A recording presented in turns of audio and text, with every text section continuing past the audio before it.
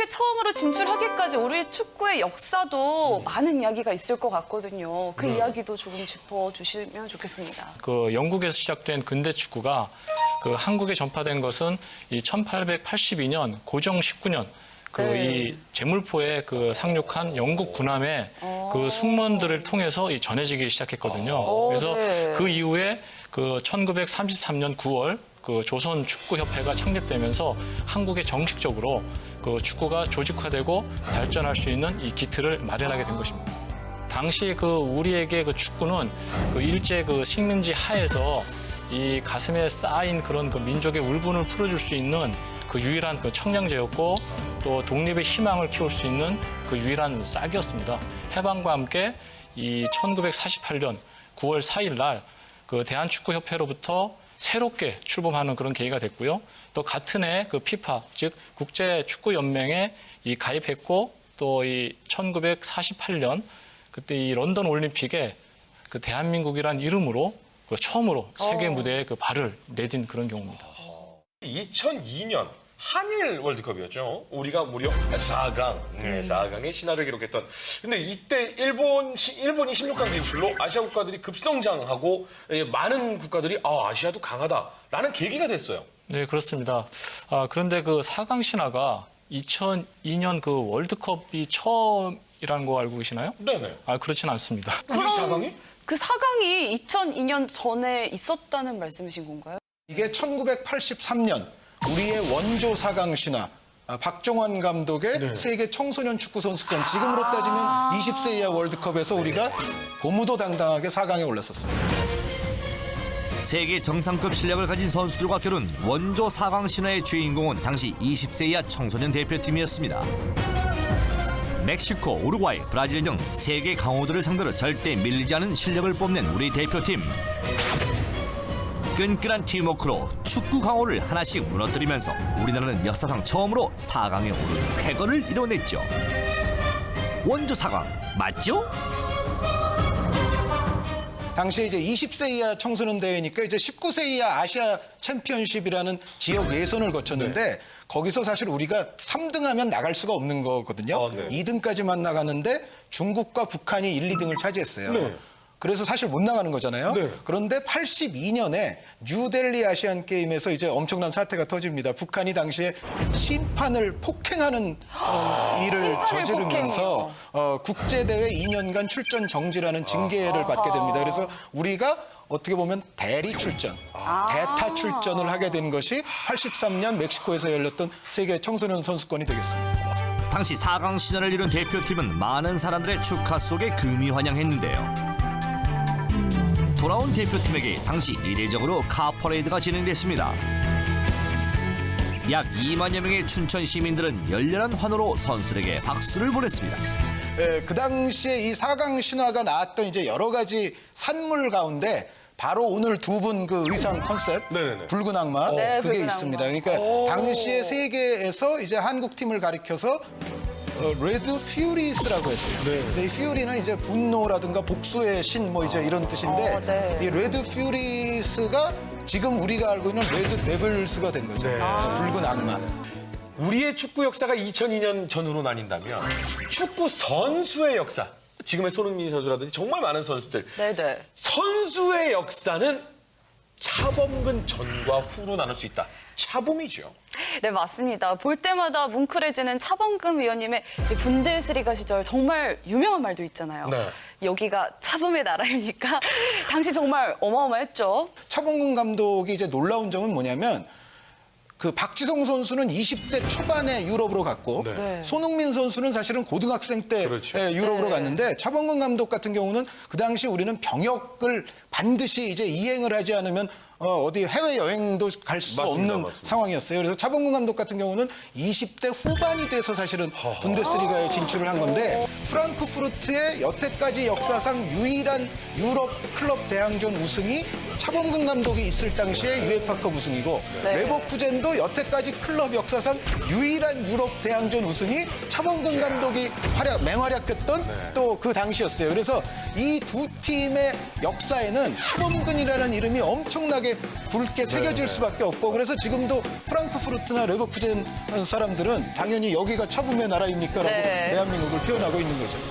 축구로 전 세계 한국을 알린 불멸의 스타 차범근 그의 선수 시절을 다시 한번 되짚어 볼까요?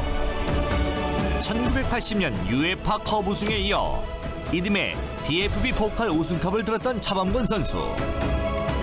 그라운드를 장악한 그의 모습은 우리나라는 물론 전 세계를 놀라게 했는데요. 수비망을 뚫고 골대를 향해 진격하는 그의 골은 보기만 해도 짜릿합니다. 독일 진출 후 통산 308경기에 출전해 98골이라는 대기록을 세웠던 차범근 선수. 그의 활약상은 다시 봐도 그저 놀랍습니다. 아니 그렇다면 이렇게 골이 시원하게 들어가는데도 혹시나 과학적 원리가 있는 겁니까? 네, 그 축구 킥과 그 과학의 얘기를 들어가기 이전에 그 브라질의 그 까르로스라는 선수 아시죠? 알죠. 예. 네. 이 1997년 그 6월 4일 그 프레 월드컵에서 그 프랑스와의 그 경기였는데요. 1997년 프레 월드컵 브라질과 프랑스와의 경기. 골문 37m 앞에서 역사적인 골이 탄생했습니다. 브라질 수비수 호베르트 카를로스가 왼발 아웃사이드로 찬 프리킥. 수비벽 오른쪽을 벗어나 골문으로 기가 막히게 빨려 들어가는 공은 다시 봐도 감탄이 절로 나오네요. 그래서 이걸 보면서 이 프랑스 언론들은 아 이건 UFO 슛이다, 네, UFO 네. 본다, 뭐 이렇게까지 극찬을 했던 그 까르로스의 그런 환상적인 프리킥이 당시 그 축구 팬들에 대한 커다란 그런 그 이 충격적인 충격이었죠. 네, 선사를 맞습니다. 했다라고 볼 수 있고요. 한마디로 말해서 그러한 것들이 과학적인 원리가 숨어 있다라고 볼 수가 있는 것이죠. 슛의 숨은 과학적인 원리를 지금부터 알아보겠습니다. 선수가 공을 차는 방향에 따라 공의 구질은 다양하게 구사된다고 하는데요. 발등에 공의 중심을 정확하게 맞힐 때 우리가 흔히 알고 있는 무회전 킥이 구사됩니다. 이 무회전 킥에 숨겨진 과학적 원리는 무엇일까요? 바로 카르만의 소용돌이 법칙이 적용되는데요. 이는 날아가는 공의 앞면에 부딪힌 공기가 공 뒤에서 다시 만나면서 작은 소용돌이를 일으키게 되는 현상입니다. 공을 차는 발의 방향에 따라서도 공의 진행 방향이 달라지는데 발의 안쪽으로 차는 인사이드 킥부터 살펴볼까요? 공의 디딤발 쪽으로 회전이 걸리고 공이 안쪽으로 휘어지는 것을 볼 수 있죠. 그렇다면 바깥쪽으로 공을 차는 아웃사이드 킥은 어떨까요? 디딤발 바깥쪽으로 회전이 생겨 인사이드 킥과 반대로 공이 바깥쪽으로 휘어지는 걸 볼 수 있습니다. 과학적 원리는 마그누스의 효과인데요.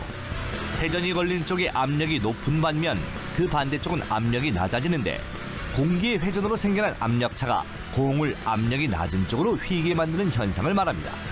슛의 수문과 잘 아셨죠?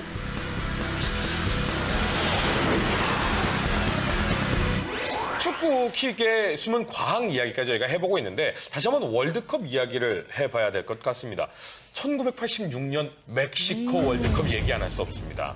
우리의 허정무 선수와 마라도나의 대결이 이슈를 몰고 왔었거든요. 네, 이 86 월드컵을 얘기할 때 우리가 물론 32년 만에 아주 감격의 월드컵 본선에 나갔던 이야기를 당연히 첫머리에 해야 되지만은 글로벌한 차원에서 봤을 때는 86 월드컵은 마라도나라는 이름 네 글자로 그냥 정리가 됩니다. 네. 아르헨티나에서 축구의 신으로 꼽히는 마라도나. 그는 1986년 멕시코 월드컵에서 놀라운 활약을 선보이며 세계 최고의 선수로 등극하게 됩니다. 그의 화려한 개인기는 최고의 수비수들도 무력하게 만들었는데요. 골대를 향해 차는 공은 여지없이 득점으로 이끌어내고 그런 그를 보며 팬들은 열광했습니다. 그라운드 위에 포클랜드 전쟁이라고 불리는 아르헨티나와 잉글랜드전에서 신의 손이라고 불리는 골도 탄생했는데요. 축구의 신은 마라도나 선수 옆에 있었습니다.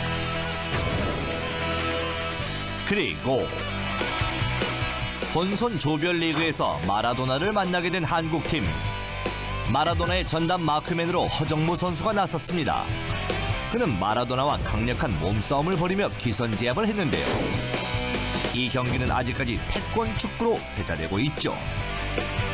그런 마라도나를 만나서 정말 경쟁 구도라고 할 만큼 좋은 모습을 보여주셨는데요. 네. 저는 이 경쟁 구도 하니까요. 한국과 일본 이야기를 안 할 수가 없는 것 같아요. 아이고야, 뭐 이건 말해 뭐합니까? 네, 유독 우리나라는 일본만 만나면 투지가 활활 불타오르잖아요. 정말 그런데 역사의 한 획을 긋는 도쿄 대첩이 있었다고 들었어요. 이 양태빈 씨에게 제가 오늘 알려드릴 격언이 하나 있습니다. 뭔가요? 일본과의 대결에서는 가위바위보도 지지 말아라. 가위바위보에서도 이겨라라는 격언이 이 스포츠뿐만 아니라 뭐 모든 분야에 다 해당이 될 텐데. 1998년 프랑스 월드컵을 위한 일본 도쿄에서 열린 지역 예선 한일전 경기였는데요. 후반 20분 일본의 선제골이 먼저 나온 상황. 수비수인 홍명보 선수와 이민성 선수까지 공격에 가담했을 정도로 긴박한 순간이었습니다.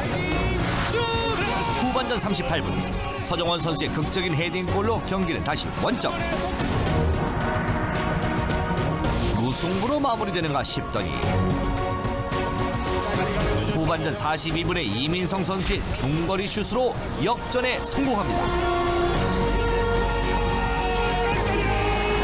지금까지도 회자되고 있는 극적인 승리, 영광스러운 도쿄 대첩이었습니다. 후지산이 무너집니다라는 희대의 명멘트를 낳은 그 장면을 이민성 선수가 만들어냈고 그 경기를 우리가 이제 승리함으로써 사실은 그 다음부터는 우리가 예선 치르기가 굉장히 편해졌었습니다. 2002년 한일 월드컵이죠. 그렇죠. 그때 공동 개최하면서 손을 잡았잖아요. 그렇죠.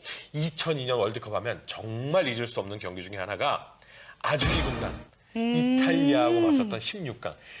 이 경기가 정말 마지막 그 한순간까지도 모든 국민들의 눈을 뗄 수 없게 만들었었죠. 아마도 이탈리아전이 2002 한일 월드컵을 가장 상징하는 한 판이라고 해도 과언은 아닙니다. 2002 한일 월드컵 경기 중 최고의 명승부로 꼽히는 이탈리아전. 그날의 감동 기억하시죠?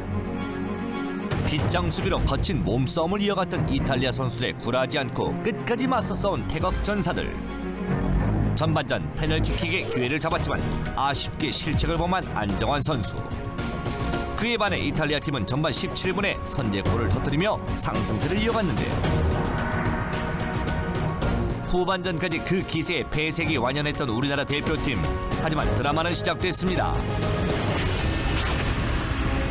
후반 42분 설견의 동점골로 다시 한번 기회를 잡게 되는 한국. 연장전에 돌입한 후로도 희망을 잃지 않고 뛴 선수들인데요. 연장 후반전에 이르러 안정환 선수의 그림 같은 헤딩슛이 극적인 승리를 이끌어냈습니다. 이 경기는 다시 봐도 보는 이들의 가슴을 요동치게 만드는 월드컵 명장면으로 회자되고 있습니다. 2002 월드컵에 또 엄청난 수혜자들, 이 수혜자들이 결국 한국 축구의 또 향후의 운명을 바꾸게 되는 주인공들이 탄생을 하는데 바로 히딩크 감독과 더불어서 네덜란드로 건너갔던 박지성, 이영표 선수가 되겠죠. 이 선수들이 이제 2002년 월드컵 끝난 이후에 네덜란드 PSV 에인트호번으로 당시에 진출을 했었고 2005년이 되면서 이제 역사적인 사건이 또 일어납니다. 박지성 선수는 맨체스터 유나이티드로, 이영표 선수는 토트넘 핫스퍼로. 맨체스터 유나이티드와 토트넘 핫스퍼로 진출한 박지성 선수와 이영표 선수의 활약상을 살펴볼까요? 그라운드에서 상대보다 한 발 앞서 영리한 플레이를 펼쳤던 이영표 선수와 뛰어난 체력으로 그라운드 곳곳을 누비며 엄청난 활약상을 선보였던 박지성 선수. 이 두 선수는 영국 프리미어리그에서 당당히 맞붙으며 한국 축구의 위상을 높이기도 했는데요. 태국 마크를 달고 함께 뛴 그들이 라이벌로 다시 만난 경기는 많은 이들에게 감동을 안겼습니다. 근데 월드컵 하니까 또 빼놓을 수 없는 이야기가 또 있습니다. 뭐요? 펠레의 저주. 펠레의 저주. 그리고 매 월드컵 경기마다 누가 맞췄다 못 맞췄다 뭐 한다라는 여러 가지가 있었는데 두 개로 나뉘죠. 펠레하고 문어. 그때 당시에는 펠레와 문어가 정말 유명했었어요. 그 펠레의 저주는 모든 월드컵마다 거의 있었죠. 이제 펠레 씨가 은퇴를 하고서 이제 어떻게 보면 평론가적인 입장 아닙니까? 그래서 매 월드컵마다 이제 예상을 내놓는데 항상 보면은 펠레의 적중 확률은 제가 봤을 때 뭐 한 10%, 20%를 믿더라요. 그래서 우승 후보로 지목했던 나라들이 2002 한일 월드컵 당시 지금 얘기니까 그 이야기로 돌아가 보면 그 당시 넘버 1, 2 우승 후보는 프랑스와 아르헨티나였어요. 네. 근데 허준 씨 아마 기억하실 거예요. 두 팀 모두가 어이없게 고배를 들었던 또 월드컵이 한일 월드컵이에요. 그러니까 선수는 아주 그냥 처참했죠. 그렇죠. 프랑스도 망했고 아르헨티나도 잉글랜드와 같은 조 걸려서 막 흥미를 낳았다가 또 망했고. 그래서 우승 후보 1, 2 순위가 사실은 한일 월드컵에서도 안 됐어요. 그래서 펠레 씨의 이 저주를 무조건 펠레가 실력이 없다로 폄하하는 것도 사실은 저는 조금 문제는 있다고 생각을 합니다. 워낙 어려워요. 맞습니다. 근데 사실 펠레 얘기를 하면은 펠레는 평론가 이전에 세계 축구 황제라는 별칭이 붙을 정도라면 어마무시한 거죠. 그렇죠. 우리가 보통 이제 어느 종목이든지요. 그 종목에 홍보 대사가 있습니다. 그렇죠. 엠베서더가 있는 건데 복싱 하면은 무하마드 알리죠. 네. 육상 하면은 아마 나중에는 우사인 볼트가 되겠죠. 네. 그리고 뭐 테니스에도 뭐 로저 페더러 같은 선수가 있을 것이고 여러 이제 홍보 대사가 있는데 축구는 한 명을 꼽자 그러면 역시 펠레입니다. 세계 축구의 황제로 불리는 펠레는 15살의 어린 나이에 브라질 국가대표로 선발될 정도로 주목을 받았던 유망주였는데요. 1958년 스웨덴 월드컵을 시작으로 1970년 멕시코 월드컵까지 월드컵에 총 4번을 출전하며 브라질의 3번의 우승을 안기기도 했습니다. 화려한 공격을 선보이며 조국인 브라질의 월드컵 첫 우승을 가져다준 펠레 선수. 놀라운 활약을 선보인 그는 2000년 피파가 선정한 20세기 최고의 선수로 뽑히는 영광을 안기도 했죠. 펠레와 어깨를 나란히 한 몇 안 되는 선수 중에 한 사람이 꼽을 수가 있는데 누구죠? 그 브라질의 그 가린샤라는 그 선수를 좀 얘기하고 싶어요. 이 가린샤는 그 파란만장한 이런 그 축구 인생을 살았던 그런 선수라고도 뽑을 수 있는데 네. 어릴 때 이 선수 같은 경우는 소아마비로 인해서 한쪽 다리가 제대로 이렇게 자라지 않았고 더더욱이 또 이 지적 장애까지 이렇게 오면서 이 IQ가 그 33 정도가 구분이 안 됐다라고 합니다. 장애를 딛고 브라질의 스타로 떠오른 가린샤 선수는 그라운드에서 우측 공격수로 활약했는데요. 1962년 칠레 월드컵에서 펠레 선수의 부상으로 가린샤가 주목을 받기 시작했습니다. 브라질의 에이스로 떠오르며 그라운드를 종횡무진했던 가린샤 선수는 1958년부터 1966년까지 3번의 월드컵에 출전하며 펠레와 함께 브라질 축구의 역사를 써내려간 주역으로 꼽히고 있습니다. 장애도 그의 열정은 막지 못했는데요. 그의 활약상 정말 대단하네요. 네, 그런데 아까 미호님이 맨유 박지성 이야기 해주셨잖아요. 근데 맨유 하니까 호날두 이야기도 빼놓을 수가 없습니다. 네. 21세기 축구에서는 메시가 나아요, 호날두가 나아요, 호날두가 나아요, 메시가 나아요로 아마 저희가 방송을 지금 하고 있는 바로 이 순간에도 대한민국 땅의 많은 네티즌들도 싸우고 있을 겁니다. 여전히. 레알 마드리드의 공격수로 활약하고 있는 크리스티아노 호날두 선수. 그는 최근 UEFA 주간 대회에서 100번째 골을 터뜨리며 화두에 오르기도 했는데요. 8군의 골 결정력을 가진 호날두 선수는 피파에서 선정한 올해의 선수를 4번이나 차지했죠. 그는 데뷔 이후 790경기에서 538골, 180 어시스트를 기록 중에 있습니다. 그런 그의 숙명의 라이벌로 꼽히는 선수 바로 바르셀로나 팀의 에이스로 불리는 리오넬 메시인데요. 그는 피파가 선정한 올해의 선수를 무려 5번이나 달성한 선수로 세계 최고의 드리블러로 꼽히고 있습니다.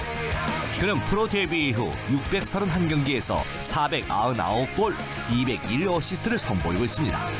선의의 라이벌로 각자의 위치에서 최선을 다하고 있는 두 선수의 활약 앞으로도 기대해봅니다.